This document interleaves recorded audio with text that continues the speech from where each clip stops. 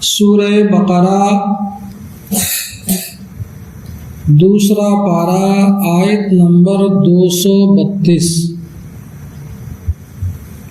اللہ تبارک و تعالیٰ ارشاد فرما رہا ہے وَإِذَا طَلَّقْتُمُ النِّسَاءَ فَبَلَغْنَ أَجَلَهُنَّ فَلَا تَعْضُلُوهُنَّ أَن يَنكِحْنَ أَزْوَاجَهُنَّ إِذَا تَرَاضَوْا بَيْنَهُم بِالْمَعْرُوفِ، اور جب طلاق دو اور جب تم عورتوں کو طلاق دو اور ان کی میعاد پوری ہو جائے تو اے عورتوں کے والیو انہیں نہ روکو اس سے کہ وہ اپنے شوہروں سے نکاح کر لیں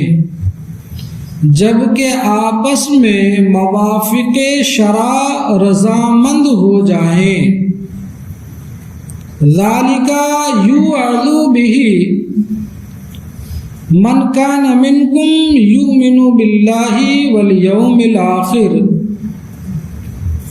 یہ نصیحت اسے دی جاتی ہے جو تم میں سے اللہ اور قیامت پر ایمان رکھتا ہو۔ ذالکم ازکا لکم واطہر، یہ تمہارے لیے زیادہ ستھرا اور پاکیزہ ہے۔ واللہ یعلم وانتم لا تعلمون، اور اللہ جانتا ہے اور تم نہیں جانتے۔ اس آیت کریمہ کی شان نزول ذرا سماعت فرمائیں۔ اس آیت کریمہ کی شان نزول یہ ہے کہ حضرت معقل بن یسار رضی اللہ تعالی عنہ نے اپنی بہن جمیلہ کا نکاح اپنے چچازاد بھائی، اپنے چچیرے بھائی عبداللہ ابن عاصم سے کر دیا۔ حضرت عبداللہ بہت نیک آدمی تھے، لیکن اتفاقاً شوہر بیوی کی آپس میں نا اتفاقی ہو گئی اور عبداللہ نے جمیلہ کو طلاق دے دی۔ حضرت معقل کو بہت رنج ہوا، بہت غم ہوا، بہت دکھ ہوا اور تکلیف ہوئی۔ عدت گزرنے کے بعد حضرت عبداللہ ابن عاصم نے پھر انہی جمیلہ سے نکاح کرنا چاہا، جس پر حضرت معقل نے قسم کھائی کہ میں اب جمیلہ کا تم سے نکاح نہیں کروں گا۔ یعنی حضرت عبداللہ نے اپنی زوجہ کو طلاق دے دیا، طلاق کی عدت گزر گئی۔ اب عدت گزرنے کے بعد پھر حضرت عبداللہ کو سمجھ آئی کہ میں نے یہ کچھ اچھا نہیں کیا،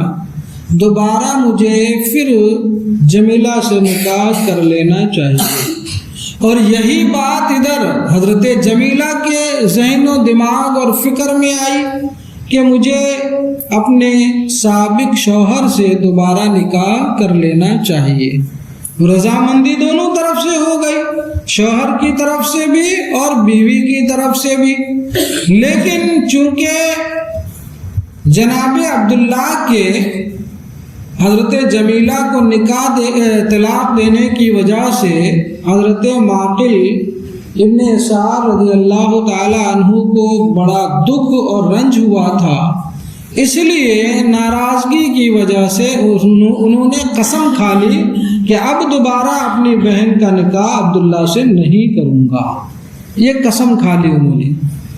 مگر جمیلہ کی بھی مرضی تھی کہ وہ عبداللہ سے نکاح کر لیں، تو یہ آیت کریمہ نازل ہوئی۔ جب یہ آیت کریمہ نازل ہوئی تو حضور صلی اللہ تعالی علیہ وسلم نے حضرت معقل کو بلا کر یہ آیت سنائی.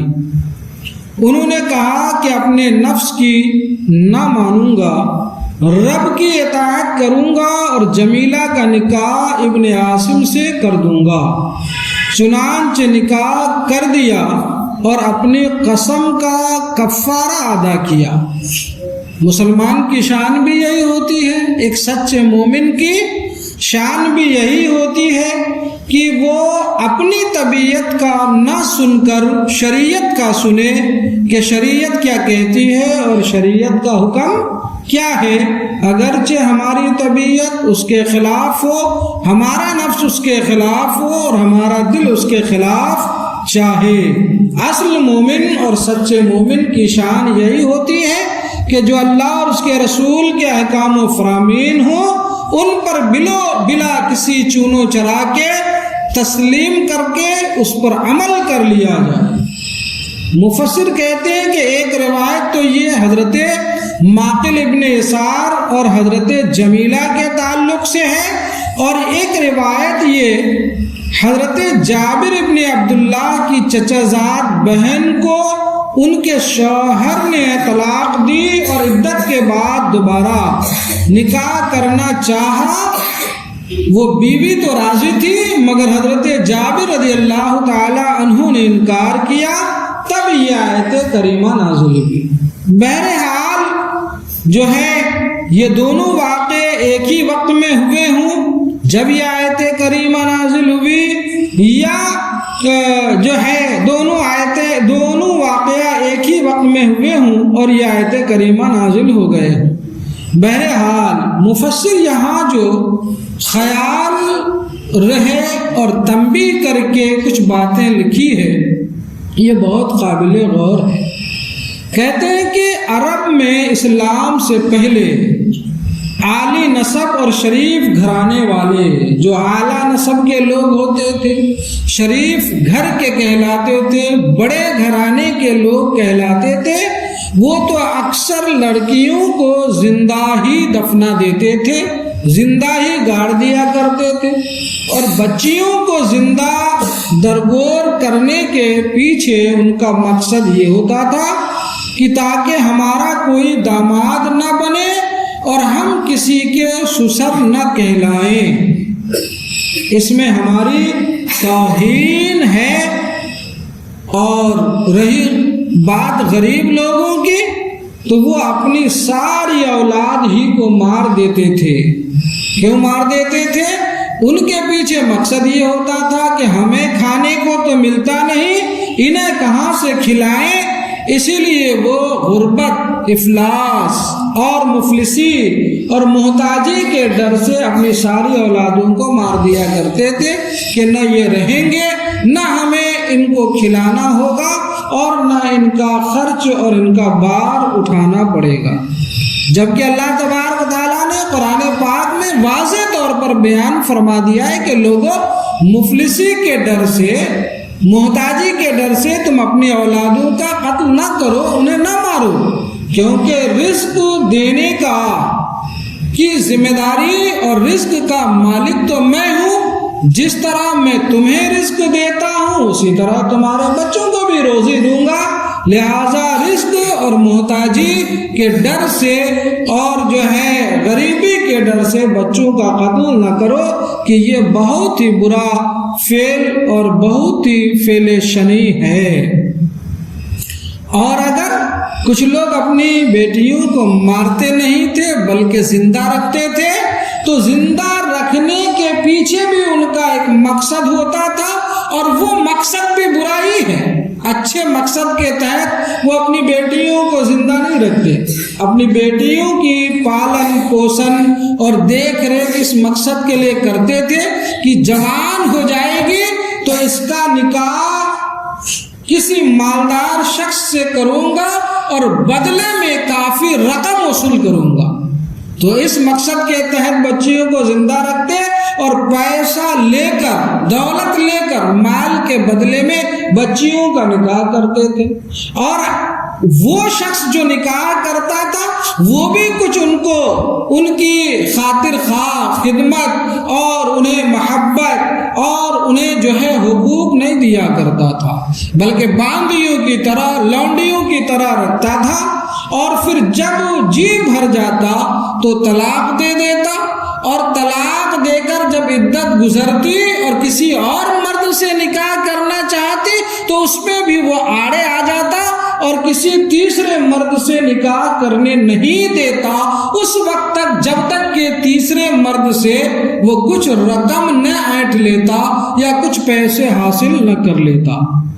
اللہ تبارک و تعالیٰ نے عورتوں پر جو یہ ظلم ہو رہا تھا، اس ظلم پر اس آیت کریمہ کے ذریعے سے کیا کر دی؟ پابندی لگا دی، اور عورتوں پر احسان فرمایا، کرم فرمایا، اور عورتوں کے والیوں کو یہ متنبہ کر دیا کہ اگر ان کی کسی ناچاکی کی بنیاد پر آپس میں طلاق ہو جائے، عدت گزر جائے، اور اس کے بعد پھر دونوں کو یہ بات سمجھ آ جائے کہ ہم نے الگ نہیں رہنا، ہم نے جدا نہیں رہنا، پھر شرعی روح سے شریعت کے موافق ہم دوبارہ نکاح کر کے آپس میں ازدواجی زندگی گزارے، تو پھر گھر والوں کو بیچ میں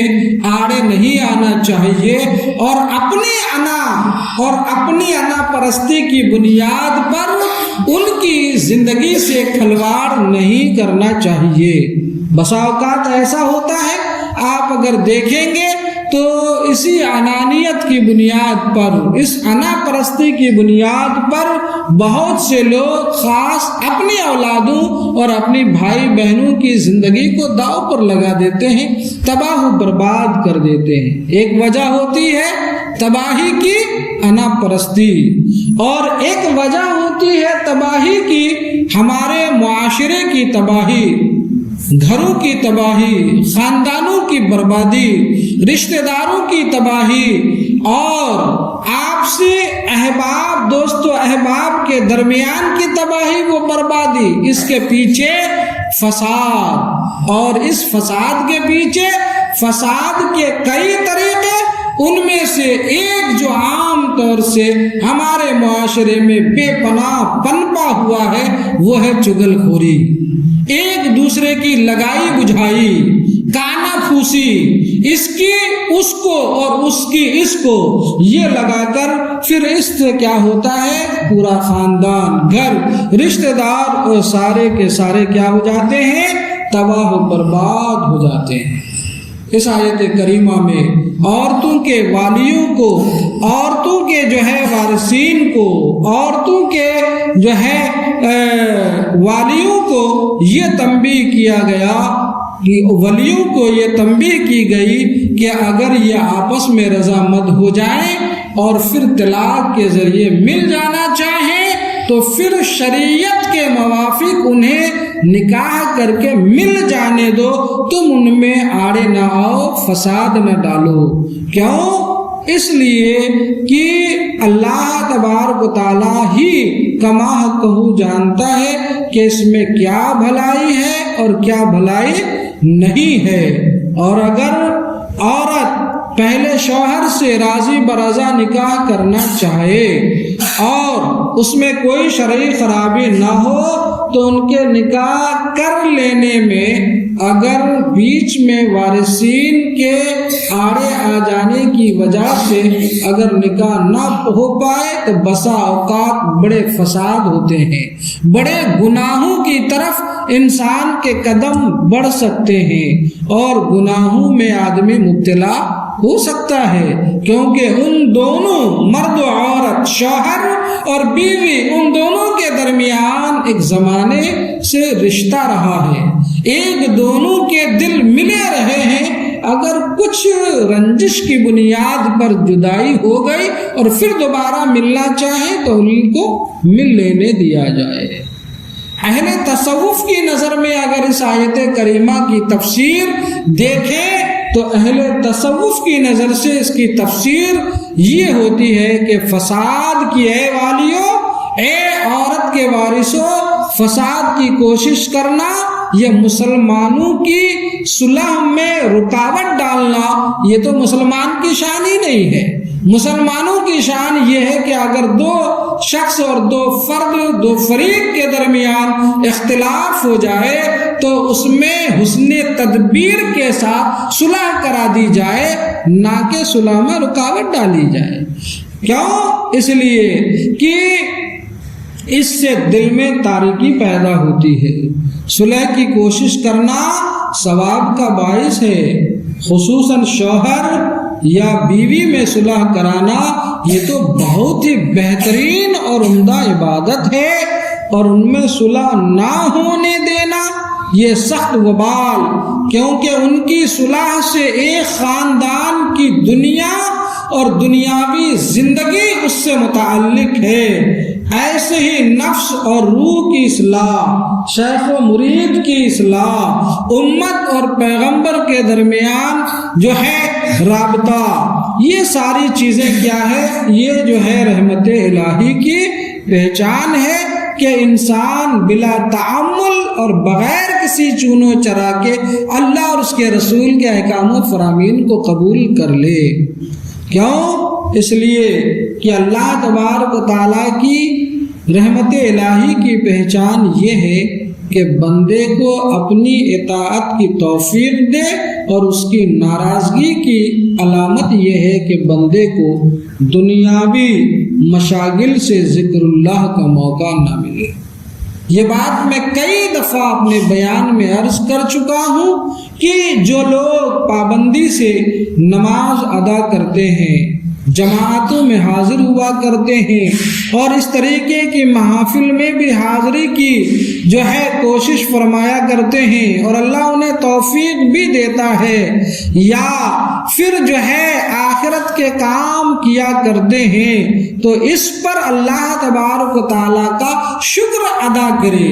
اللہ کا احسان مانے کہ رب تیرا کرم، تیری مہربانی اور تیری نوازشات ہے کہ دنیا کے مشاغل، اس کی مصروفیات سے ہمیں وقت نکال کر اپنے گھر میں، تیرے گھر میں آ کر تجھے سجدہ کرنے کی ہمیں تیری توفیق سے توفیق مل رہی ہے۔ اور جس بندے کو دنیاوی مصروفیات کی وجہ سے اللہ تبارک و تعالیٰ کے ذکر کرنے کا موقع نہیں ملتا، جماعت میں حاضری کا موقع نہیں ملتا، اور جو ہے ذکر الہی کی محفلوں میں حاضری کا موقع نہیں ملتا، اور وہ مصروف ہو کر اپنی مصروفیت کا شکوہ کرتے ہیں، یہ اللہ تبارک و تعالیٰ کی ناراضگی کی علامت ہے کہ اسے بارگاہ الہی میں آ کر سر جھکانے اور پیشانی زمین پر ٹیکنے کی توفیق نہیں ملتی۔ یہ جو ہے اور میں نے جو عرض کیا کہ ان تمام فسادات اور دو خاندان کی تباہی، معاشرے کی تباہی، دو دوستوں کے درمیان کی تباہی، کاروباری کے آپس میں تباہی و بربادی اور دوری، رشتہ داروں میں دوری، اور جو ہے پڑوسی کے خون کے پیار سے، ان تمام فسادوں میں سے کہ ان تمام خرابیوں کے پیچھے بہت سے فسادات کے اسباب ہیں، ان میں سے ایک ہے چغل خوری اور کانا پھوسی، اور یہ چغل خوری انتہائی کیا جو ہے ہماری زندگی کے لیے زہر حلاحل ہے۔ چغل خوری کہتے کس کو ہے؟ ایک مرتبہ درود پاک پڑھیے تو میں تھوڑا سناؤں۔ اللہم صلی علی سیدنا مولانا محمد وعلی آل سیدنا محمد بارک وسلم، صلاۃ و سلام علیک یا رسول اللہ، صلاۃ و سلام علیک یا حبیب اللہ صلی اللہ تعالی علیہ وسلم۔ چغل خوری کسی کی بات سن کر دوسرے سے اس طور پر کہہ دینا کہ دونوں میں اختلاف اور جھگڑا ہو جائے، ایسا کرنے کو چغلی کہتے ہیں۔ ایک کی بات دوسرے کو اور دوسرے کی پہلے کو اس انداز سے پیش کرنا کہ ہر دونوں آپس میں ان کا غصہ اور بھڑک جائے اور دونوں میں جھگڑا ہو جائے اور اختلاف بڑھ جائے، اسی کا نام کیا ہے؟ چغلی ہے۔ افسوس صد افسوس، آج معاشرے میں دیکھیے، ہمارے معاشرے میں یہ مرض، یہ بیماری، یہ برائی،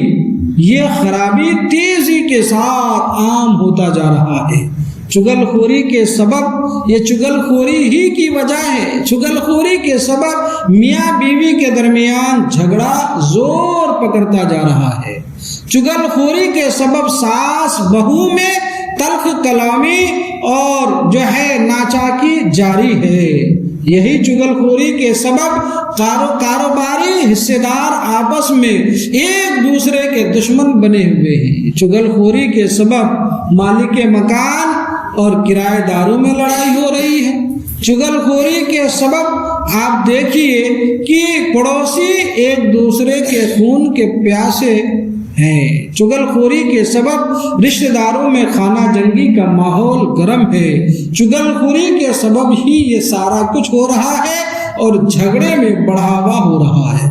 چغل خوری کو قرآن میں بھی چغل خوری کی بڑی مذمت آئی ہے، احادیث کریمہ میں بھی اس کی بڑی مذمت آئی ہے۔ چغل خوروں کے لیے اس سے بڑی مذمت کیا ہوگی، اس سے بڑی برائی کیا ہوگی کہ حضور علیہ السلام فرماتے ہیں کہ غیبت اور چغلی ایمان کو اس طرح کاٹ دیتی ہے جیسے چرواہا درخت کو کاٹ دیتا ہے۔ اللہ اکبر! یہ چرواہے جس طریقے سے چراگاہوں میں جا کر گھاس کو بڑی آسانی سے کاٹ دیتے ہیں، اسی طریقے سے غیبت اور چغلی، غیبت کرنے والے کے ایمان کو اور چغلی کرنے والے کے ایمان کو چغلی کیا کر دیتی ہے؟ تباہ و برباد کر دیتی ہے۔ لہذا انسان کو اس برے افعال سے اپنے آپ کو بہت کوششوں کے ساتھ بچانے کی ضرورت ہے۔ اور حضور نبی کریم صلی اللہ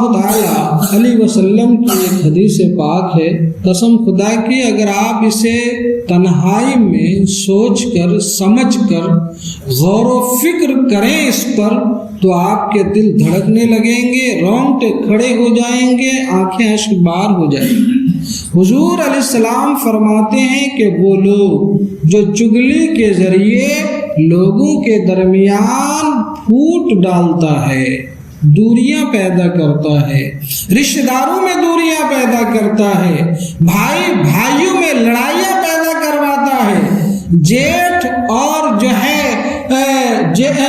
بھابھی اور جو ہے نندوں میں لڑائیاں پیدا کرواتا ہے یا کرواتی ہیں، ایسے لوگوں کے بارے میں حضور علیہ السلام نے ارشاد فرمایا کہ قیامت کے دن وہ کتے کی شکل میں اٹھایا جائے۔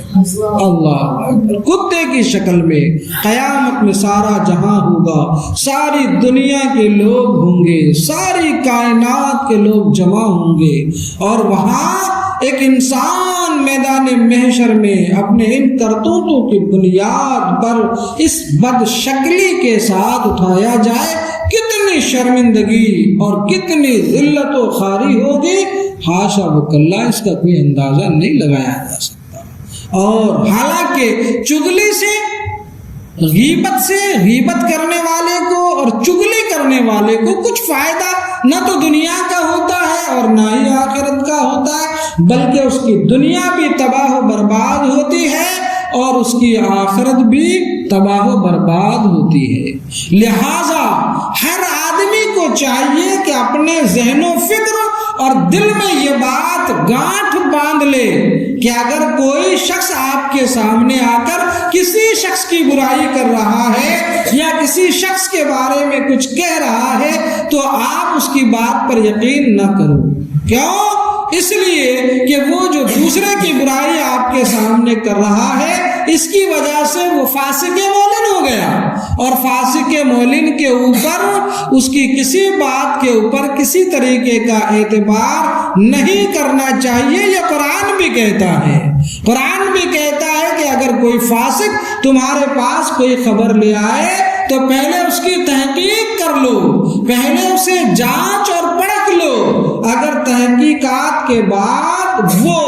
درست نکلے تو قابل اعتماد و بھروسہ ہے، اور اگر تحقیقات آپ نے نہیں کی اور بغیر تحقیق کے اس اس پر اعتماد کر لیا تو بسا اوقات ایسا ہوتا ہے کہ آپ کسی ایسے شخص کا نقصان کر دیں جس کا نقصان پہنچانے کا آپ کو حق نہیں تھا، اور آپ سے جو ہے غلطی میں کوئی بڑی غلطی واقع ہو جائے، اور ایسی غلطی ہو جائے جس کا مداوع بھی بعد میں کرنا بڑا مشکل ہو جائے۔ بات سمجھ میں آ رہی؟ تو یہ حدیثیں خود بھی یاد رکھیں اور اپنے گھر کی خواتین، ماں بہنوں، بیٹیوں کو بھی یہ حدیثیں سنائیں اور اپنے بچوں کو بھی یہ احادیث کریمہ سنائیں کہ اس پر یہ وعید ہے اور اس کی تباہی و بربادی بے انتہا ہے کہ اس سے پورا خاندان اور پورا کا پورا معاشرہ کبھی کبھی اس کی نحوست سے تباہ و برباد ہو جاتا ہے۔ ایک بار درود پاک پڑھیں، میں ایک بہترین واقعہ آپ کو سناتا ہوں۔ اللہم صلی علی سیدنا مولانا محمد بارک وسلم، صلاۃ و سلام علیک یا رسول اللہ، صلاۃ و سلام علیک یا حبیب اللہ صلی اللہ تعالی علیہ وسلم۔ احیاء العلوم میں حجت الاسلام حضرت امام غزالی رحمۃ اللہ تعالی علیہ نے یہ واقعہ تحریر فرمایا ہے۔ آپ فرماتے ہیں کہ ایک چگل خور جس کو چگلی کرنے کی عادت ہوتی ہے، اس کی نحوست کا عالم کیا ہوتا ہے، اور اس کی نحوست کی وجہ سے انسان کا پورا گھر کس طرح تباہ و برباد ہو جاتا ہے، ذرا اس کی بربادی کا آپ اندازہ کیجئے۔ فرماتے ہیں کہ ایک شخص نے کسی کے ہاتھ اپنا ایک غلام فروخت کیا، یعنی ایک آدمی اپنا غلام بیچنے گیا اور دوسرے آدمی کے ہاتھ بیچا۔ جب غلام بیچنے والا شخص کسی کے ہاتھ غلام بیچ رہا تھا تو غلام بیچتے وقت اس شخص نے کہا، خریدار سے کہا کہ اس غلام میں کوئی عیب نہیں ہے سوائے ایک عیب کے۔ کہا وہ عیب کیا ہے؟ کہا اس میں کسی طریقے کا کوئی عیب تو نہیں ہے، ہاں البتہ یہ چگل خوری کی عادت اس کے اندر ہے کہ یہ چگلیاں لگاتا ہے، کانا پھوسی کرتا ہے، یہ چگل خوری کرتا ہے۔ خریدار نے اس عیب کو بڑا معمولی سمجھا، کہا جب کوئی اور دوسرا عیب نہیں ہے، صرف یہ عیب ہے، یہ کوئی بڑا عیب نہیں ہے، چلو میں خرید لیتا ہوں، اور اس نے اس غلام کو خرید لیا۔ وہ غلام اس شخص کی خدمت میں رہنے لگا۔ ایک روز وہی غلام اپنے آقا کی بیوی کے پاس گیا اور کہا، عادت سے مجبور تھا نا، عادت تو اس کی بری تھی، وہ اپنے آقا کی بیوی کے پاس گیا اور کہا، مالکہ آپ کو ایک بات پتہ ہے؟ کہ کیا؟ کہ آپ کو معلوم نہیں ہے آپ کا شوہر اب آپ سے اتنا پیار نہیں کرتا، اتنی محبت نہیں کرتا جتنی محبت پہلے کرتا تھا۔ اب تو وہ آپ کو چھوڑ کر ایک حسین و جمیل اور خوبصورت لونڈی خریدنے کا ارادہ رکھتا ہے، اور آپ کو چھوڑ کر اس کے ساتھ عیاشیاں اور جو ہے عیش و عشرت کرنے کا ارادہ رکھتا ہے، اپنی راتیں رنگین کرنے کا ارادہ رکھتا ہے۔ اچھا یہ بات ہے، میرے شوہر کو اب مجھ سے محبت نہ رہی، کہ اس کا علاج کیا ہو سکتا ہے؟ کہ اس کا علاج میرے پاس ہے، میں بتاؤں اگر آپ ایسا کریں گے تو اس کا علاج ہو جائے گا۔ کہ بتاؤ؟ اب عورت تو ناقص العقل اور جو ہے بڑے کمزور ارادے کی مالکہ ہوتی ہے کہ میرا شوہر مجھے چھوڑ کر اور عورت کے ساتھ اپنی رات رنگین کرنے کا سوچ رہا ہے، کا علاج جلدی بتاؤ، کرنا کیا ہے؟ کہ اس کا علاج یہ ہے کہ جب وہ سو جائے، تمہارا شوہر جب سو جائے تو استورا لے کر جانا، استورا سمجھتے ہیں نا جس سے بال چھیلے جاتے ہیں، استورا لینا اور داڑھی کے نیچے گلے کے پاس کا جو بال ہے نا، یہ داڑھی کے پاس گلے میں بال ہوتے ہیں مردوں کے، گلے کے پاس کا بال چھیل کر تین چار بال اپنے پاس رکھ لینا اور دوسرے دن مجھے دے دینا، بس میں علاج کر دوں گا۔ اور سوچی ٹھیک ہے، آسانی سے علاج ہو جائے گا۔ اس نے استورا بستر کے نیچے چھپا دیا۔ ادھر وہ چگل خور اپنے مالک کے پاس گیا اور کہا، میرے آقا آپ کو ایک بات معلوم ہے؟ کہ نہیں؟ کہ میں بتاؤں کہ بولو کیا بات ہے، کہ مالکہ کو اب آپ سے وفا نہ رہی، اس کے دل میں گناہ پنپ رہا ہے اور اس کے تعلق کسی غیر مرد سے ہے معاذ اللہ، اور اس سے ان کی باتیں چل رہی ہوتی ہے آپ کے غائبانے میں، اور یہیں تک بات رکی نہیں ہے، وہ آپ کو جان سے مار کر اس مرد کے ساتھ اپنی زندگی جو ہے گزارنا چاہتی ہے، گزر بسر کرنا چاہتی ہے۔ اس کے مالک نے کہا یہ کیا کہہ رہے ہو؟ کہ اگر آپ کو یقین نہیں ہے میری باتوں پر تو ایک کام کرنا، آج رات میں جب بستر پر جانا تو سونے کا ناٹک کرنا، سونا نہیں، سونے کا ناٹک کرنا، آنکھیں بند رکھنا، دیکھنا جب وہ آپ کو سوتے ہوئے پائے گی تو بستر کے نیچے سے چھرا استرا نکال کر وہ آپ کا گلا کاٹنا چاہے گی۔ شوہر نے کہا اتنی خطرناک پلاننگ میری عورت کی، اب انسان کے سامنے یہ بات آ جائے تو اللہ اکبر۔ اب وہ بھی بستر میں گیا تو آنکھیں بند کر لی اور سونے کا ناٹک کرنے لگا، ایسا ظاہر کرنے لگا کہ میں نیند سے سو چکا ہوں۔ جب اس کی عورت کو اس بات کا اطمینان ہو گیا کہ یہ سو چکے ہیں تو اب اس نے بستر کے نیچے سے استورا نکالا اور ان کے گلے کے بال کو چھیلنے کے لیے جو ہی استورا گلے کے قریب لے کر گئی، شوہر اٹھ کر اس کا ہاتھ پکڑ لیا اور جیسا چگل کھور نے کہا تھا ویسے ہی حادثہ تھا، اس نے چھرا اور استورا عورت سے چھینا اور عورت کا گلا کاٹ کر اسے قتل کر دیا۔ اب جب عورت کا قتل ہو گیا تو عورت کے وارثین کو پتہ چلا، وہ دوڑے دوڑے گھر پر آئے اور آنے کے بعد مارے غصے کے عورت کے وارثین نے اس مرد کو قتل کر دیا، عورت کے شوہر کو قتل کر دیا، اور اس طریقے سے پھر لڑائی اور جنگ جو ہے چھڑ گئی، اور اتنی خطرناک جنگ چھڑ گئی کہ اس جنگ کی بنیاد پر تقریباً سینکڑوں عزیز و اقارب عورت اور مرد کے دونوں طرف سے تہے تیغ ہو گئے اور قتل و غارت گری کے حوالے ہو گئے، اور ہنستا کھیلتا اور بستا ہوا ایک گھر دیکھتے ہی دیکھتے آنے واحد میں ایک چگل خور کے چگل خوری کی نحوست کی وجہ سے تباہ وہ برباد ہو گیا اور جل کر خاکستر ہو گیا۔ لہذا مسلمانوں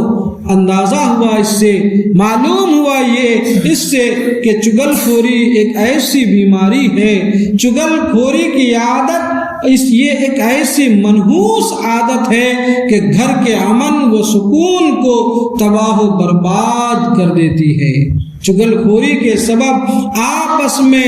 دوریاں پیدا ہو جاتی ہیں، چگل خوری کی وجہ سے آپس میں شک اور شبہات پیدا ہونے لگتے ہیں، چگل خوری کے سبب دلوں میں نفرتیں قائم ہو جاتی ہیں، چگل خوری کے سبب ایک دوسرے پر سے اعتبار اٹھ جاتا ہے، جیسا کہ ابھی آپ نے واقعہ سماعت فرمایا اور اس واقعہ سے بات کھل کر سامنے آ گئی۔ لہذا